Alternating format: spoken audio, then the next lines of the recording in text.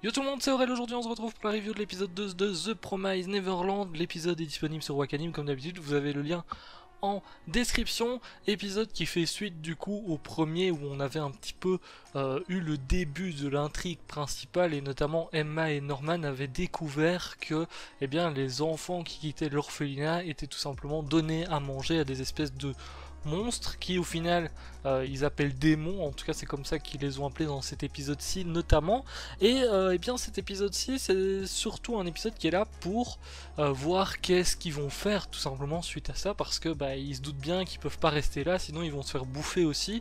Et du coup ils réfléchissent un petit peu à tout ça. On voit aussi comment est-ce qu'ils réagissent par rapport à ce qu'ils ont découvert, parce que bon, ils sont dans un orphelinat depuis tout petit, du coup c'est très strict, on va dire qu'ils connaissent pas grand chose en soi de la vie, mis à part ce qu'ils font, et ils font tous les jours la même chose, on va dire, c'est des enfants donc ils s'amusent et tout. Et là c'est vrai que, bah, que pour des enfants ils sont devant une situation, même un adulte ne resterait pas sans rien faire on va dire, et il paniquerait un petit peu. Alors ici notamment on a plusieurs réactions, notamment on a celle d'Emma qui est assez différente de celle de Norman au final, dans le sens où Emma elle est là, elle a peur, elle commence à avoir peur notamment quand elle voit Isabella, hein, qui est leur entre guillemets maman. Elle se pose beaucoup de questions et tout, ça se voit qu'elle a peur tout simplement, hein. On les voit le lendemain, ils commencent à se lever et tout, comme tous les matins, et Emma, ça se voit qu'elle est complètement différente de d'habitude, contrairement à Norman notamment, qui eh bien, garde le sourire, etc. parce qu'il sait que bah, s'il commence à changer, il va y avoir des doutes du côté d'Isabella notamment. Et donc voilà, on a plusieurs réactions par rapport à ça, mais au final c'est la même conclusion, c'est le fait de devoir quitter absolument l'orphelinat. Donc Emma et Norman commencent à réfléchir tout simplement un petit peu à tout ça, ils évaluent la situation, par où est-ce qu'ils pourraient sortir, comment est-ce qu'ils pourraient sortir, quel est le plus simple, parce que s'ils passent par le portail, ben, il y aura sûrement les démons, donc en soi ils réfléchissent à une autre solution, et la solution en soi c'est qu'il y a bon, des murs qui entourent l'orphelinat, et le but ça serait d'escalader les murs, c'est ce qu'ils ont conclu. Bon, maintenant il y a toujours une question qui se pose, c'est qu'ils ne savent pas ce qu'il y a derrière les murs, et c'est une question d'ailleurs qui est posée à la fin de l'épisode. C'est vrai que bah, derrière les murs on ne sait pas s'il y a d'autres humains, ou bien si par exemple le monde est contrôlé par les démons au final. On sait pas trop comment est-ce que ça se passe en dehors, et du coup eh bien c'est un petit peu compliqué, il faut penser à tout, et notamment bon on a plusieurs décisions qui doivent être prises. Est-ce que ils se barrent simplement à eux deux, voire à deux, trois, hein, peut-être avec une ou deux personnes en plus, ou bien est-ce qu'ils essayent de sauver tout le monde et d'embarquer tout le monde là-dedans. Bon, il y a déjà cette question-là qui est posée. Alors pour Emma c'est très simple, pour elle il faut absolument sauver tout le monde parce que c'est comme une famille en soi, hein. Ils se connaissent que entre eux les enfants, donc c'est une famille en soi l'orphelinat. Même Isabella elle est considérée comme leur mère à leurs yeux. Bon, ça va changer petit à petit parce qu'ils ont bien compris qu'Isabella n'était pas forcément gentille avec ce qui s'est passé notamment. Et donc ils réfléchissent un petit peu à qui sauver, etc. Bon, pour Emma c'est clair, il faut sauver tout le monde. Au départ Norman n'est pas forcément d'accord avec elle, parce qu'il sait bien que sauver tout le monde c'est quasiment impossible, hein. On va pas se mentir que sauver autant, je crois qu'ils sont 37, non, ils sont une trentaine en tout cas, bah, c'est très très compliqué, et ça ils s'en doutent, donc c'est vrai qu'il y a des questions qui commencent à se poser. Et notamment, bon, ils commencent à élaborer un petit plan, ils prennent des morceaux de tissu et tout pour au final faire une corde qui va les aider à grimper au-dessus du mur et passer derrière. Le truc étant que, eh bien, ils se rendent vite compte que Isabella a un petit peu des yeux partout, elle sait un petit peu ce qui se passe quand même dans tout l'orphelinat, dans le sens où à un moment donné bah, il y a un enfant qui est perdu tout simplement, donc il y en a un autre qui vient le dire à Isabella. Isabella regarde sa montre, elle voit qu'elle a le temps d'aller le chercher, et elle va le chercher, elle le trouve directement, quelques minutes après elle est de retour avec. Donc à partir de ce moment là bah, Emma et Norman ils se disent elle a regardé sa montre, elle sait très bien que bah, il faut toujours rester strict et qu'il faut pas dépasser les temps, etc. qui sont donnés pour s'amuser, manger et tout le tralala, tout simplement. Et notamment, bah, ils se rendent vite compte qu'elle a vite trouvé justement l'enfant qui était perdu, donc elle sait un petit peu ce qui se passe dans la globalité de l'orphelinat. Donc c'est très très compliqué à partir de ce moment-là, parce qu'il va falloir faire gaffe justement à Isabella. Bon, D'un autre côté, on a du coup, à un moment donné, bon, il y a Emma et Norman qui sont en train de parler l'un avec l'autre, et notamment, eh bien, on a Ray qui arrive, et qui les a tout simplement entendus, donc bon, Ray au final est au courant de ce qui se passe, notamment, et bon, on voit directement que c'est encore une autre personnalité par rapport aux deux autres, dans le sens où lui, bah, il garde son sang-froid dans tous les cas, genre...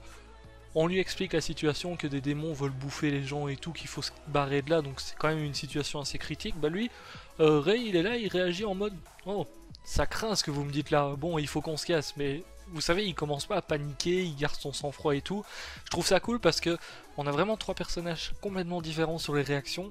C'est vraiment ce qu'on voit en premier dans cet épisode-ci. On voit d'ailleurs que, encore une fois, je trouve que la peur, etc. est très bien montrée dans cet épisode-ci. À un moment, on a Emma qui se retrouve dans le couloir et qui est confrontée à Isabella. Bon, Emma, depuis qu'elle a vu ce qui s'est passé le jour d'avant, bah, elle est un petit peu en mode elle a peur, tout simplement. Ça, Isabella l'a bien remarqué. Et au final, elle se confronte à Isabella et elle change directement, même si elle a peur. Boum, elle reprend le sourire et tout.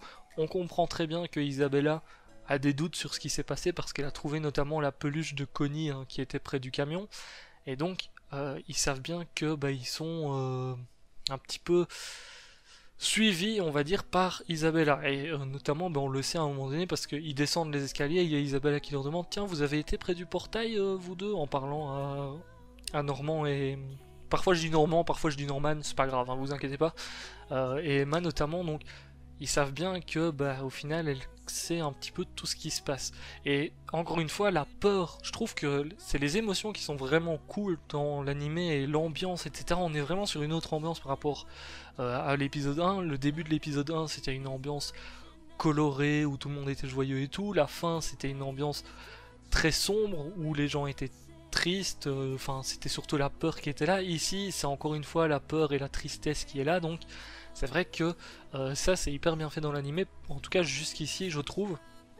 Et du coup, fin d'épisode, on apprend qu'il y a tout simplement donc un nouvel enfant qui arrive. Je sais plus le nom par contre de l'enfant, c'est... Non, je saurais pas vous dire le nom de l'enfant, bon c'est pas grave. Un nouveau bébé qui arrive tout simplement. Et on a aussi une autre adulte qui arrive, donc c'est Sœur Crone si je ne me trompe pas sur le nom notamment, et qui va assister Isabella. Donc ils se doutent bien à partir de ce moment-là que c'est un petit peu la merde pour eux, dans le sens où bah, ça veut dire qu'il y a des soupçons et ça va être plus compliqué d'agir justement par rapport à tout ça. Alors, il y a d'autres choses aussi qui sont montrées dans cet épisode. On a des informations sur que préfèrent les démons à manger notamment. On a des informations sur ça, bon je vais pas y revenir mais c'est cool parce qu'au moins ça développe le truc, c'est pas juste oh on prend des enfants on les mange, non. Il nous explique bien que c'est de 6 à 12 ans, que c'est selon la taille aussi du cerveau de l'enfant et tout, si plus l'enfant est intelligent, plus ils vont attendre qu'il soit mûr en soi pour venir le bouffer, et donc c'est 12 ans maximum notamment. Et petite chose que j'ai oublié aussi, on voit que Ray, notamment quand il parle justement avec Emma et Norman, ben, il veut pas sauver tout le monde, lui, il s'en fout un petit peu de sauver tout le monde parce qu'il sait que c'est impossible de sauver tout le monde. Et au final, c'est Norman qui lui dit moi aussi je suis d'accord avec toi, sauf que j'aime Emma et du coup je la suis dans tous les cas. Ray est pas d'accord, ils ont une longue discussion et tout, donc on voit qu'ils ont des avis un petit peu différents, qu'ils ont des manières de réagir différentes et tout, et ça va être très intéressant quand ils vont tomber sur des difficultés, etc. Parce que on va peut-être avoir des moments où Ray va essayer de prendre, enfin, va prendre parti pour quelque chose, pour une idée, alors que les autres vont pas être d'accord, et ainsi de suite. Bon, on remarque aussi que Norman, l'air de rien, ben, il est à fond sur Emma parce qu'il est prêt à se sacrifier pour elle, tout simplement, pour qu'elle garde le sourire, etc. Donc c'était vraiment un épisode très intéressant. On en apprend un petit peu plus sur les personnages, sur l'histoire des démons et un petit peu sur le plan qu'ils vont essayer d'élaborer. On va bien voir si le plan va changer parce que, l'air de rien, je pense qu'Isabella, à mon avis, ils ont caché un moment du tissu dans un tronc d'arbre. Je pense que la prochaine fois qu'ils vont y aller, je sais pas pourquoi, mais je sens qu'il n'y aura plus les tissus et que c'est Isabella qui sera venue l'enlever ou quelque chose comme ça. En tout cas, ça va être très très chaud parce que maintenant il y a deux adultes, donc agir dans des conditions comme ça, c'est vrai que c'est pas forcément facile. Sur ce, bah écoutez, je vous laisse là pour cette petite vidéo review. N'hésitez pas à lâcher le petit pouce bleu si ça vous a plu et donner évidemment votre avis sur cet épisode 1. Sur ce, je vous laisse là, ciao. Bye bye. De temps perdu